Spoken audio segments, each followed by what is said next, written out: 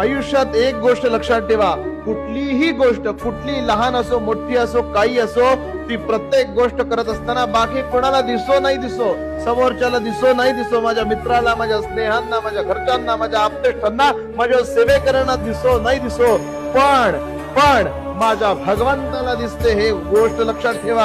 माझा भगवंत सगळीकडून बघतोय. त्रिभुवनामध्ये त्याचे डोळे विस्तारलेले आहेत. सगळं त्रिभुवन त्याच्या त्रिनेत्रांमध्ये सामावलेलं आहे. तो भगवंत सगळ्या बाजूंनी आपल्यावर लक्ष ठेवून असतो. त्यामुळे तुमच्या चांगल्याचा तो न्याय करेल, वाईटाला शासन करेल, हेही लक्षात ठेवा. त्यामुळे कुणाला फसवू नका. कुठल्या व्यक्तीला, कुठल्या विशेष करून कुठल्याही व्यक्तीला सांगतो, कुणालाही फसवू नका. कारण आपण जर फसवत असू तर आपण देखील एक दिवस फसू. हे स्वामी वाक्य आहे. स्वामी महाराज सगळ्यांकडे नजर ठेवून आहेत. सगळ्यांवर त्यांची नजर आहे.